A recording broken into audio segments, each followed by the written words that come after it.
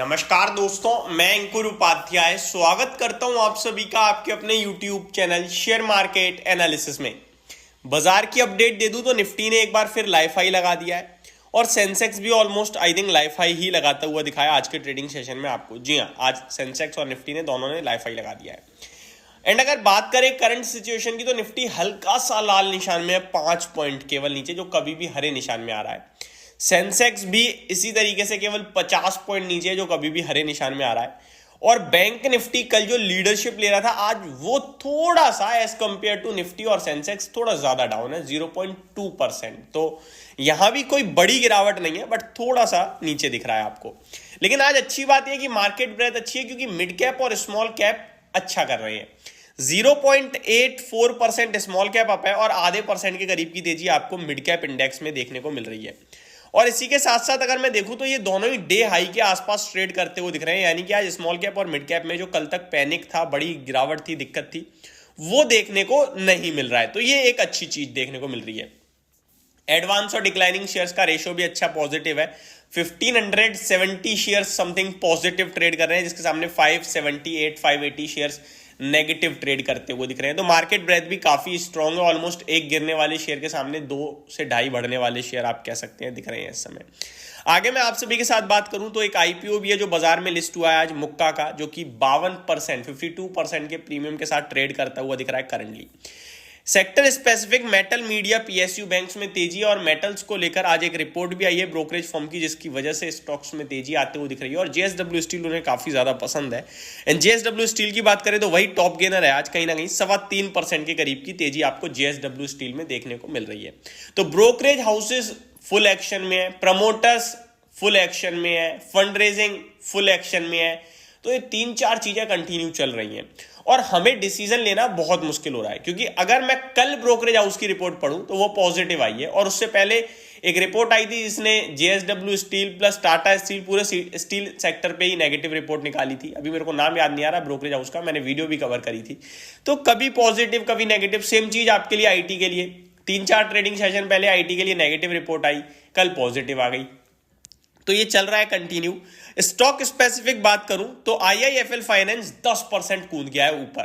कल मैंने आपसे क्या कहा था कि ये बेचने वाला भाव नहीं है, 40% ओवर हो गया है, ज्यादा गिर चुका है, इतना नहीं गिरना चाहिए स्टॉक। एंड स्टॉक देख लीजिए आप, 10% ऊपर आता हुआ दिख रहा है। तो ये चीजें आपको समझनी होंगी, समझानी होंगी। जिसने हमारे कहने से होल्ड किया खुश होगा शायद और कह रहा होगा हाँ जी भाई आपने सही राय दी। रैलीज इंडिया 11% भाग रहा है, टाटा केमिकल रुकने का नाम नहीं ले रहा है, 8.8% ऊपर देखने को मिल रहा है। और टाटा इन्वेस्टमेंट एक बार फिर 5% के सर्किट पे आ गया है और ये स्टॉक भैया 10,000 की तरफ पहुंचता हुआ दिख रहा है। टीवी 18 ब्रॉडकास्ट ये लंबे गिरावट के बाद आज अपर सर्किट पे है। नेटवर्क 18 एंड टीवी 18 दोनों ही। चंबल फर्टिलाइजर में भी अच्छी तेजी है। सायरामा एंटरप्राइजेस एंड फिनोलेक्स पाइप, ये दोनों स्टॉक्स भी अच्छे करते हुए दिख रहे हैं आप सभी को। टॉप लूजर्स की लिस्ट में एमएनएम है, जहां पे प्रमोटर्स ने सेलिंग करी है आज लगभग 2000 से 2100 करोड़ के समथिंग। ये मैं ऑलरेडी आपके साथ कल डिस्कस कर चुका था। 3% डिस्काउंट में डील होनी थी, अभी उससे भी नीचे ट्रेड कर रहा है। एनसीएल इंडिया, पहले मैं आपको अपडेट देना चाहूंगा। कल मैं एनएलसी कह रहा था या एनआईसी इंडिया, मैं भूल गया क्या बोल रहा था, बट हाँ खबर एनसीएल बोल रहा था मैं, एनएलसी इंडिया के लिए न्यूज थी, जहां गवर्नमेंट ओएफएस ला रही है। मैंने वीडियो के एंड में कवर भी करा था। एक्चुअली क्या है कि जो एल है ना, वो आगे पीछे हो रहा है वर्ड मुंह से फ्लो में निकलने में, तो उससे मेरे को मिसअंडरस्टैंडिंग हो गई, तो उसके लिए मैं आपसे माफी चाहता हूँ। बट काफी लोग समझ चुके थे कि मैं किस स्टॉक के बारे में बात कर रहा हूँ और सपोर्ट भी किया। बट ठीक है, आप मेन ये है कि आपको समझ में आ जानी चाहिए एट द एंड बात। एनएलसी इंडिया सरकार कह रही है ओएफएस आ सकता है, तो उसी के चलते आज 2.5-3% नीचे है। राजेश एक्सपोर्ट में भी 2% की गिरावट है। तो आज गिरावट उतनी खास नहीं है जितनी तेजी है। तो मतलब आज मार्केट थोड़ा स्ट्रॉन्ग साइड पे ज्यादा दिख रहा है। निफ्टी में पर्टिकुलरली 18 शेयर्स नेगेटिव है, 32 पॉजिटिव है और नेगेटिविटी को लीड एमएनएम कर रहा है। देन उसके बाद आपका टाइटन, एसबीआई लाइफ, बीपीसीएल है।